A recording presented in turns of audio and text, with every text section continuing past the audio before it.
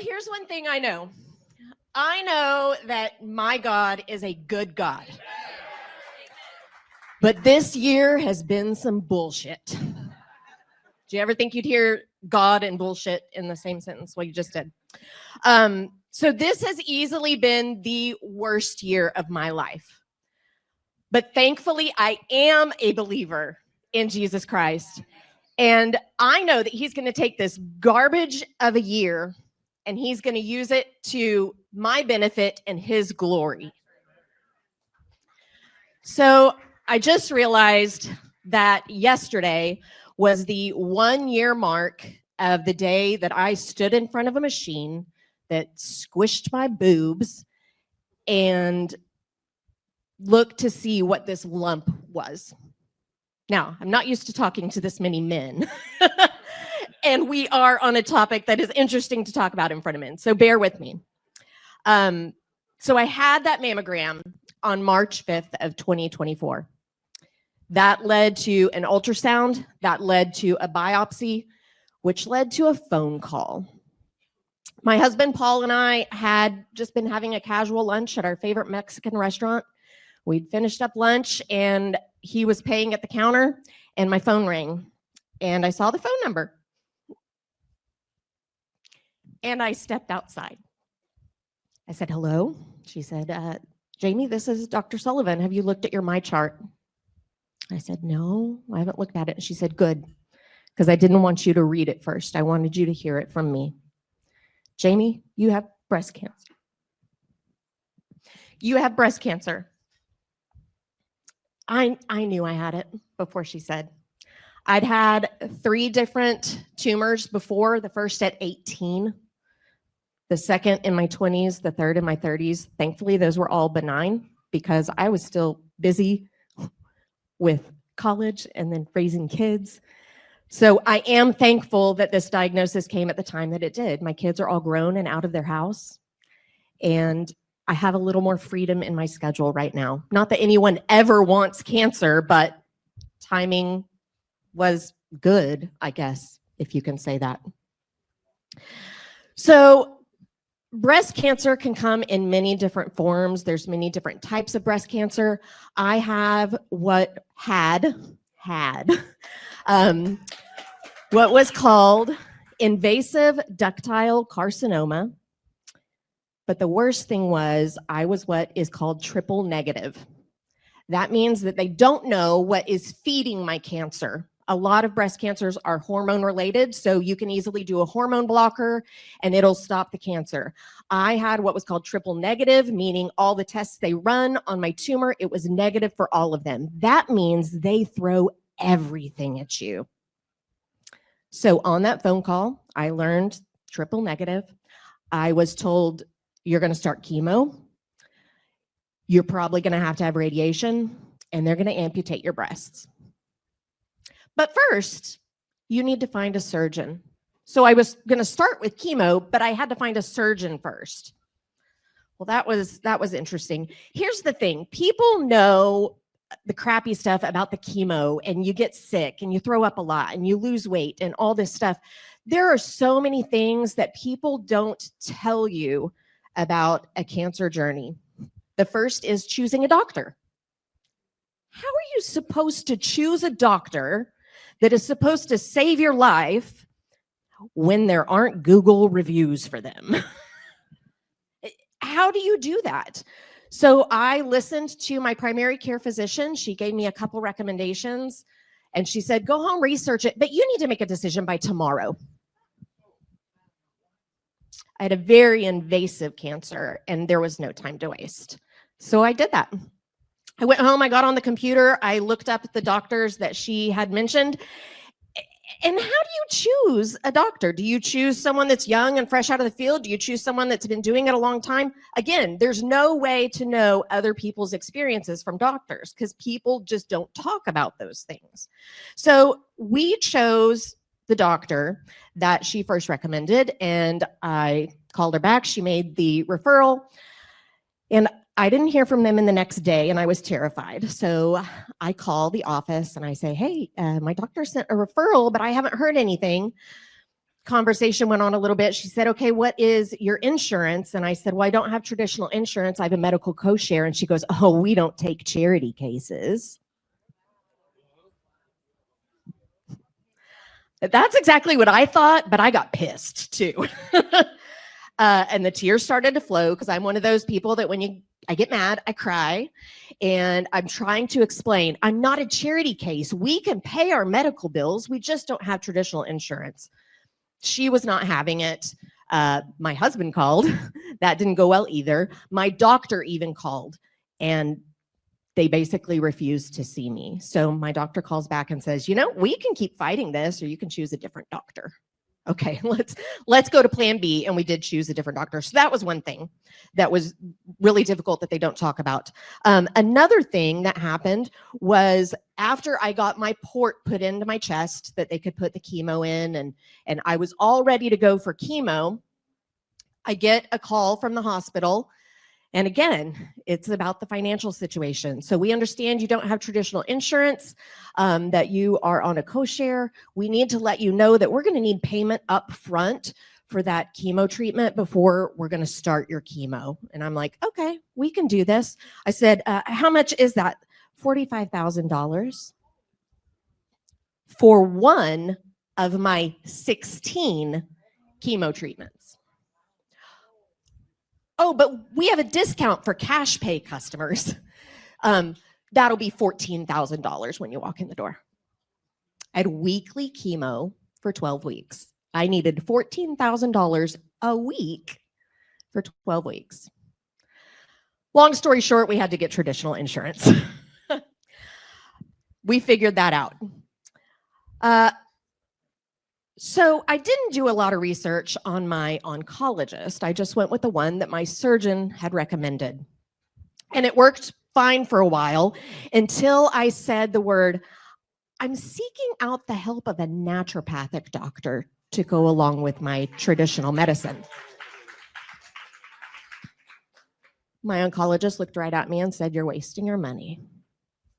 Don't do it. Every time we would question this doctor about anything with my treatment, he would say the word protocol. It's protocol. It's protocol. Long story short on that, I fired him. I did finally find an oncologist after a lot of work that would not work hand in hand with my naturopath, but they knew each other existed in my world and they were okay with that. It took a lot to find that doctor. It took a lot of phone calls from friends and family that knew him as well, because in the oncology world, once you start with a doctor, you finish with a doctor. They don't want to touch you if another doctor has been treating you, because if you die, they don't want it on their watch. And that was something that I had to possibly face. So on December 3rd, I had an amputation of both of my breasts. I don't like the word mastectomy because that sounds too sweet. I had an amputation, which was terrible, but it also came with the words cancer-free.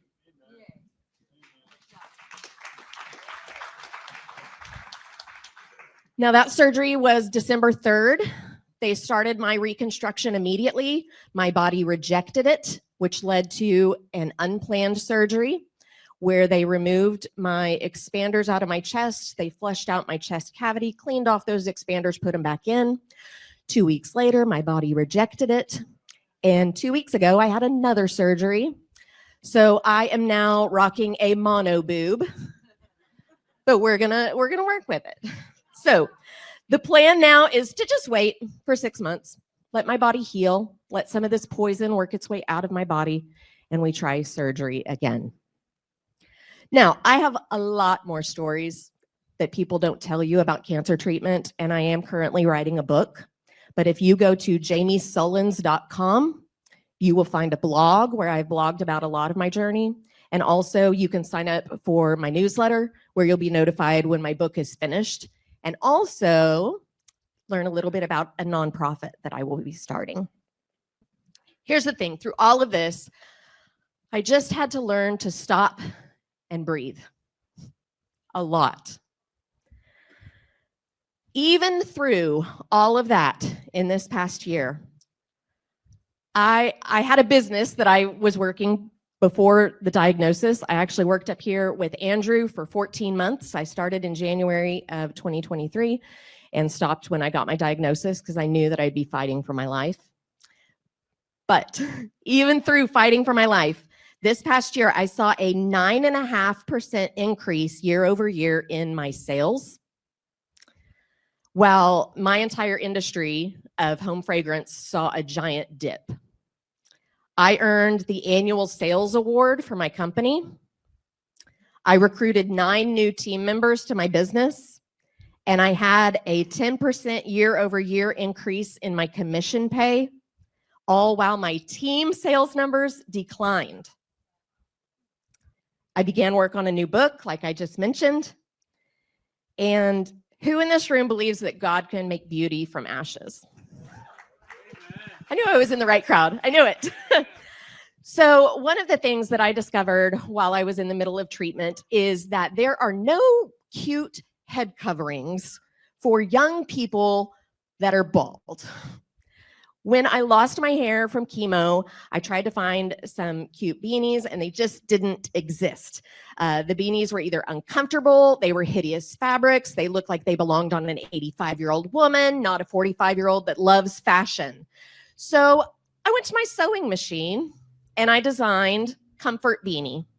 So these are what I wore through my treatment. They are super soft. They are in way cute patterns. And they're cute on. Now, being bald is a statement in itself, and I did that from time to time, but I preferred to wear these. And because of that, I am starting a nonprofit. I will be selling these, but also doing a give back to cancer treatment centers and hospitals. So they will be available for all patients at those facilities.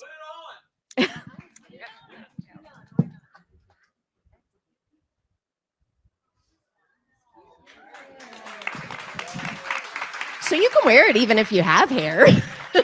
There's no rule that says you have to be bald to wear it. Okay, so I talked about all of the benefits that I experienced during my cancer treatment. So let's talk about how I did that while I was fighting for my life. But first, we have to start about what I was doing before the tragedy. Like I said, I had been working up here for 14 months with Andrew, one of the coaches. And with him, I learned, number one, I needed to do a website refresh with optimization. So you can go to JamiJoSellsWax.com and see that awesome website that they helped me with. And we're doing the search engine optimization for me. I learned the power of Google reviews. I am now the highest rated and most reviewed Scentsy consultant in the US. That took a lot of work, I grew my YouTube following by 66%. 66% increase in my YouTube following.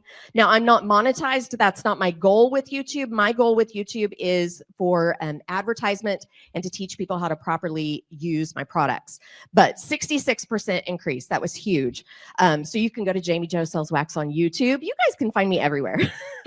I worked to create relationships with my customers. I was doing that through texts, through emails, through snail mail, you know, that box out at the street where people put stuff in. So I considered my stuff happy mail or smell mail, if you will, and also grew my social media presence. But here's the thing, more than anything, I work to create routines and patterns. So my business required no thought. And that's what we want. We want things to become habit. Now, I knew that this had really been working 2 weeks ago when I was coming out of anesthesia from that surgery I mentioned. So if you've ever had a surgery and been coming out of anesthesia, there's this weird period during waking up where you're aware of things going on around you, but you can't open your eyes, your words aren't working yet, but you know everything that's happening. So I'm in this little bit of a fog of that period of time of waking up. And the nurse station is over to my left. And I hear the nurses talking. It's right before that big snowstorm came in here. And the nurses are talking about who's picking up overtime shifts and who's going to stay sleeping at the hospital so they don't have to get out on the roads. And I hear one of the nurses saying, well, I'm picking up every single overtime shift I can because my son's on this new sports team and it's so expensive. And in my mind, with my eyes closed and my words not working yet, I'm thinking, I need to talk to her about my business opportunity. And I needed to do that because I knew that the business that I have with Cincy could help her pay for all those sports things. But my words weren't working. So sadly, she didn't get to hear about it. And she's probably working overtime right now as we speak. But I say that to reiterate the power of just routines in your brain. I wasn't even fully conscious, fully awake, but I had created business routines that still came to mind in that state. So that was something really important during that period. Now, during this past year, obviously, I didn't work my business to the fullest. So I want you to think about a merry-go-round. Remember when you were a little kid and you wanted to get on the merry-go-round? When you first start that merry-go-round, you have to push really, really hard and maybe get a couple of friends to push with you and really work to get it going. Really work to get that merry-go-round going. But eventually it gets faster and faster and faster. And the great thing is when it's in that phase, you can step away from it and take your hands off of it and the merry-go-round still keeps going. Thank goodness that I had that merry-go-round going strong and going at a good pace. Because while I was fighting for my life, I had to prune my business tasks to decide what really needed to be done. I stopped filming YouTubes, but as we know, YouTube lives on. I continued to get customers and recruits from my YouTube channel. I stopped constantly asking everyone for Google reviews, but we know that Google keeps working as long as they don't pull your reviews down. So Google kept working. I kept getting calls of new customers thanks to Google. My monthly mailers went to quarterly mailers. My weekly emails went to monthly. But here's the thing. I constantly kept up with my customers that were making purchases online because they were the ones that were making my house payment. And I needed to keep in touch with them. So I stayed very consistent with my thank yous. I stayed very consistent texting my customer base, not only about business things like new products coming out, but I texted them about my health and where I was at because my customers had become my friends and they were concerned about that as well. Oftentimes I would get texts from my customers checking in on my health and not even asking about products. That told me that I had done my job well of creating those relationships. My Facebook posts went to sporadic, but you have to know what works best for your customers. You guys are in all different fields. You have to know what works best for your customers. I know that text works best with my customers, so that is what I kept super, super consistent.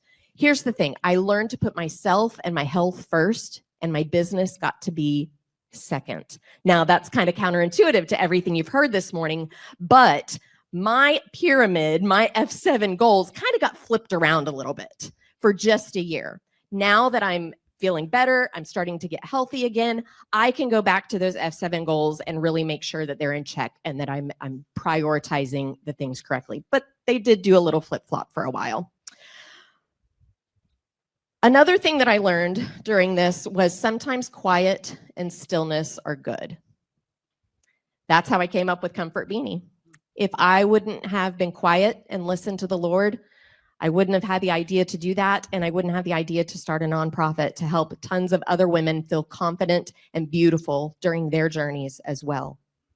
So I'm really excited about the next chapter. Like I said, I'm writing a book. Please go to jamisullins.com, sign up for that newsletter so you can hear about the book. And I'll be working on that nonprofit. The bottom line is you never think that it is going to happen to you. I don't know what it is, but it happened to me. You never think it's going to happen to you. But if you're working your business in the best way right now, it's not just best business practice. It is insurance for the future of your business. Because tragedy doesn't tell you it's coming. It just happens. So you can probably tell from my attire, I like fashion, I like bling, I like super sparkly things. And I've learned that life is just like a disco ball. It is. The music is going to keep changing, but when it changes, you can't leave the dance floor. You just have to change the way you dance. So think of that next time you see a disco ball. One more time, please check out JamiSullins.com, sign up for that newsletter, and thank you so much for sharing my story with you today.